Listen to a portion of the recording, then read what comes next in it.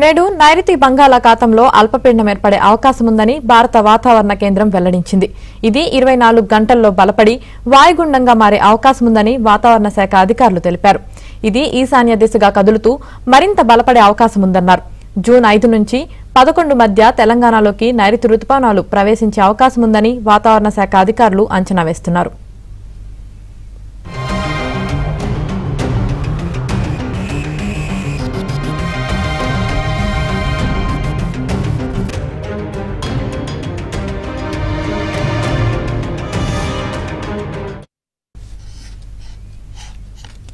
ఎండ తీవ్రత, ద్రోణులు, ఆవర్తనాల ప్రభావంతో తెలుగు రాష్ట్రాల్లో పలుచోట్ల తేలికపాటి నుంచి ఒక మోస్తారు వర్షాలు పడే అవకాశం ఉందని వాతావరణ శాఖ తెలిపింది.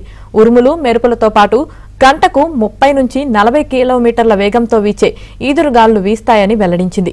అయితే ఉపరితల ద్రోణి ప్రభావంతో మరో 2 రోజులు ఉత్తరాంధ్ర, రాయలసీమతో పాటు ఏలూరు జిల్లాలో అక్కడక్కడ పిడుగులతో కూడిన వర్షాలు కురుస్తాయని విపత్తుల నిర్వహణ సంస్థ తెలిపింది.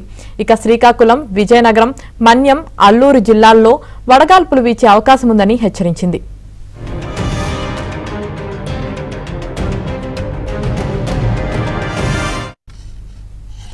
మరోవైపు అండమాన్ సముద్రం పక్కనే ఉన్న బంగాళాఖాతంలో రుతుపవనాలు ముందుకు సాగటానికి ఈ అల్పపీడనం దోహదపడుతుందని వాతావరణ శాఖ అధికారులు తెలిపారు. నైరుతి రుతుపవనాలు ప్రస్తుతం నికోబార్ దీవులు, దక్షిణ అండమాన్ సముద్రంలోకి ప్రవేశించాయి. ఈ నెల 31వ తేదీ నాటికి కేరళలోకి ప్రవేశించే అవకాశం ఉందని, జూన్ 2వ వారం నాటికి ఒడిశాలోకి ప్రవేశిస్తాయని అంచనా వేస్తున్నారు.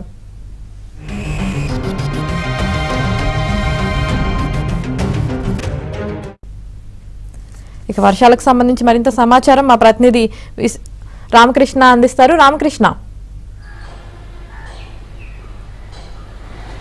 యామిని మనం చూడొచ్చు విశాఖకు సంబంధించి అయితే గత కొన్ని రోజుల నుంచి ఎండలు ఉన్నాయి. అయితే ఈ మధ్యన ఒక 2 రోజుల వరకు కూడా వర్షాలు పడ్డాయి. అయితే ఈ తాజాగా కూడా అల్పపీడనం విషయం మీద వాతావరణ శాఖ కూడా అధికారులు చెప్పారు. నైరుతి బంగాళాఖాతంలో ఉపరితల ఆవర్తనం ఏర్పడింది. ఈ ప్రభావం కారణంగా కూడా అల్పపీడనం ఏర్పడుతుందని కూడా విశాఖలోని వాతావరణ శాఖ అధికారులు చెప్తున్నారు. తర్వాత ఈ అల్పపీడనం ఈశాన్యంగా పయనించి ఈ నెల 24వ తేదీ కల్లా వాయుగుండంగా మారుతుందని, ఆ తర్వాత మధ్య బంగాళాఖాతంలోకి ప్రవేశిస్తుందని కూడా వాతావరణ శాఖ అధికారులు చెప్తున్నారు.